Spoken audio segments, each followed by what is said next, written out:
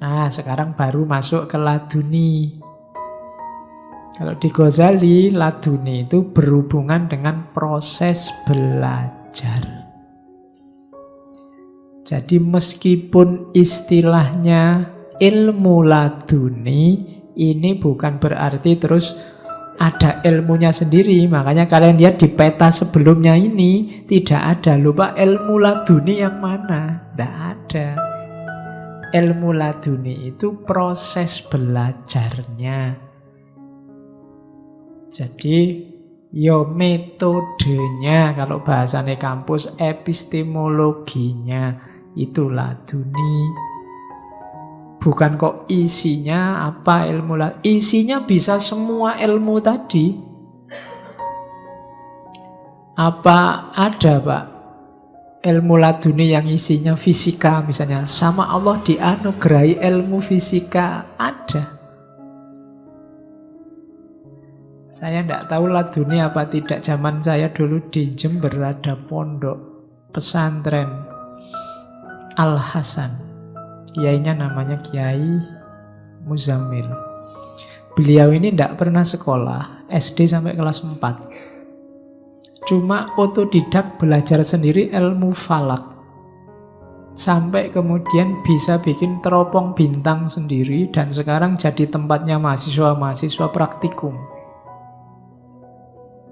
Itu otodidak, nyari bahannya untuk bikin teropong, ya nyari di pasar-pasar, nyari cermin, nyari itu, belajar dari kamera, belajar dari itu. Cuma sampai kelas 4 SD. Kalau ada waktu ke sana. Di sana banyak dipakai praktikum mahasiswa. Jadi, ya mungkin ada bantuan dari Allah ladunia. Lu bayangkan ilmu laduni isinya teropong bintang, itu kan luar biasa. Jadi dia proses belajarnya namanya laduni. Harusnya kalau tidak pernah sekolah formal kan tidak bisa, tapi beliau bisa. Zaman saya ke sana itu yang terbesar sudah bisa sekian ratus meter, kilometer bisa lihat planet Pluto. Zaman itu kan luar biasa, tidak sembarangan. Jadi itu proses belajar. Proses belajarnya ada dua. Kalau di Ghazali ta'allum insani sama ta'allum robbani. Kita ngaji ini ta'allum insani. Jadi model belajarnya manusia biasa. Jadi karena kita manusia biasa, ya modelnya ya biasa-biasa. Isinya berpikir, belajar normal, baca buku, mendengarkan kajian, diajari orang lain, dan seterusnya. Itu ta'allum insani. Ia dapat ilmu, dapat pengetahuan, cuma kayak tadi sifatnya tidak hakul yakin, informatif sifatnya. Beda sama ta'allum robbani. Ta'allum robbani ini dianugerahi. Kalau di Ghazali jenisnya dua, ada wahyu, ada ilham. Jadi kalau wahyu untuk para nabi, kalau ilham untuk manusia biasa seperti kita. Ya kalau ingin cepat dapat ilham, ya kalian besok kalau punya anak, nomor 1 kasih nama wahyu, nomor 2 ilham. Sudah dapat dua-duanya sekarang. Saya sudah dapat wahyu Pak, dan dapat ilham. Oke, ya. Jadi ini proses ta'allum robbani. Pengajaran dari Tuhan langsung. Jadi itu simple. Nah, cuma syaratnya jiwanya harus bersih untuk ta'allum robbani. Jiwa yang kotor, mungkin Allah melimpahkan, seandainya Allah melimpahkan pun tidak akan terbaca. Kayak kita tiap sholat berdoa ihdinas siratal mustaqim, mungkin Allah sudah ngasih hidayah, menunjukkan jalan yang lurus. Kok kamu tidak ketemu-ketemu jalan lurusnya, mungkin petunjuknya Allah tidak terbaca. Kalau dilihat betapa sayangnya Allah pada manusia, insya Allah kalau kamu membaca Fatihahnya serius, itu kamu beneran sama Allah dikasih petunjuk. Dikasih petunjuk jalan yang lurus. Kenapa tidak terbaca? Kenapa kamu masih kebingungan? Mungkin karena jiwamu gelap. Ya kayak ruangan yang gelap itu loh. Seindah apapun isinya tidak kelihatan.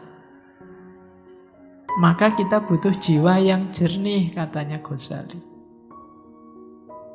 Bahkan katanya Ghazali, jiwa yang jernih itu sudah luar biasa isinya. Sudah banyak sekali anugerah pengetahuan dari Allah. Jiwa yang tidak jernih kenapa? Jiwa yang tidak jernih karena sibuk dengan kegelapan, sibuk dengan dunia, sibuk dengan materi. Analoginya Ghazali kayak mendung yang menutupi matahari. Kalau mendung menutupi matahari itu kan bukan berarti mataharinya tidak ada. Jiwamu yang asli itu terang dan jernih, cuma tertutupi oleh dunia. Maka kita harus belajar diawali dengan menyucikan diri. Tahapan pertama pembelajar itu membersihkan jiwa. Kalau versinya Ghazali, baik ta'alum insani maupun ta'alum robbani. Kenapa? Karena ya kayak dulu ya di syairnya Imam Syafi'i itu, karena ilmu itu nur.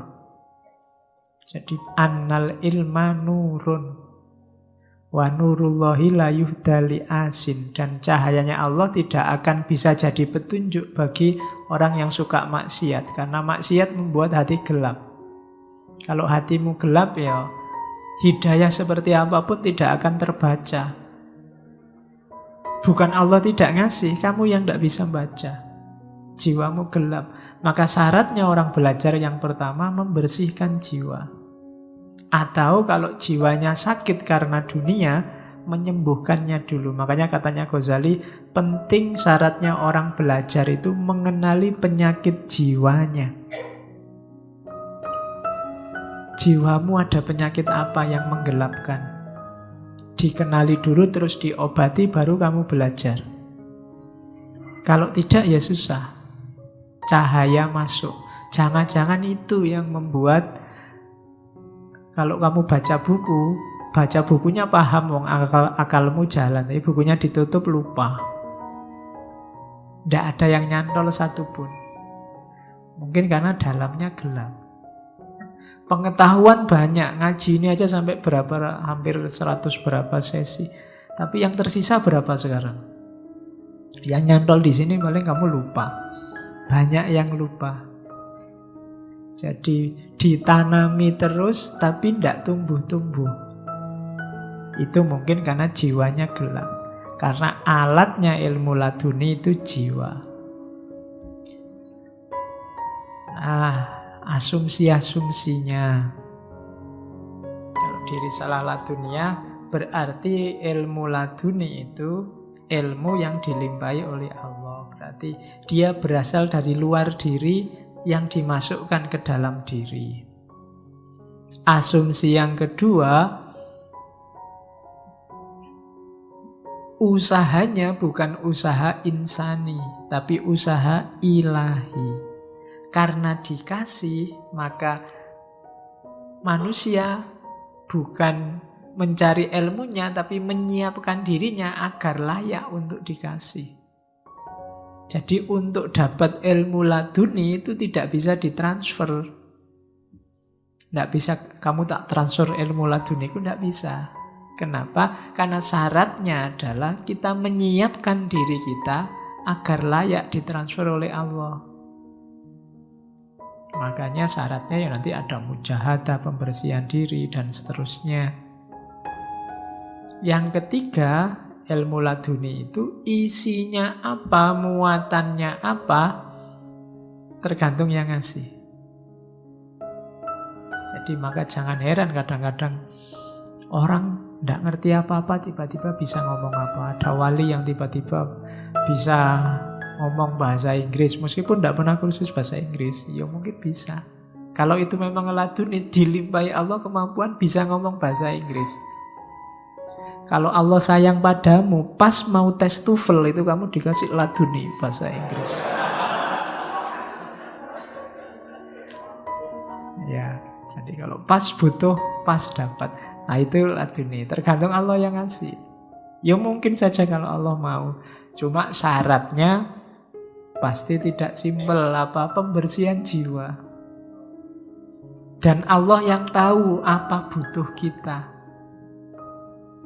Allah akan ngasih sesuai yang Allah ketahui tentang kita, yang Allah inginkan atas diri kita. Nah itu laduni.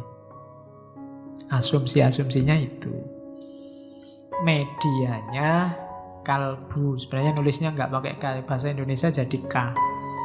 Harusnya pakai Q, kolbu. Cuma kelihatannya di Indonesia kan jadi kalbu. Kalau kalbun bahasa Arab, ya jadi jelek. Makanya ada lagu yang judulnya Bahasa Kalbu. Oh, itu kalau diterjemah jadi jelek. Itu kan bahasanya kalb. Ya. Jadi harusnya bahasa kolbu. Cuma ndak baku pakainya kalbu. Jadi tadi dilimpahkan ke dalam jiwa, medianya kolbu. Kolb. Maka yang tadi harus jiwa bagian mana yang harus dibersihkan? Itu kolbunya, hatinya. Jangan salah, kalau kita berpikir yang jelek-jelek, yang jahat-jahat, itu yang kotor kolbu kita. Kalau kita melakukan maksiat, yang melakukan tindakan fisiknya, yang kotor kolbunya.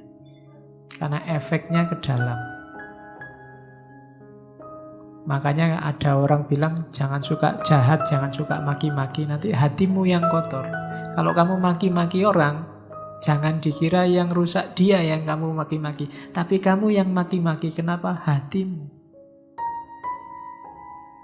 Semakin banyak kekeliruan, kesalahan, semakin gelap hati kita. Nah itu, padahal dari situlah Allah berhubungan dengan kita. Jadi kolbu harus bening, harus jernih. Karena di tempat itulah Allah mencahayai hidup kita dengan ilmu dan pengetahuan.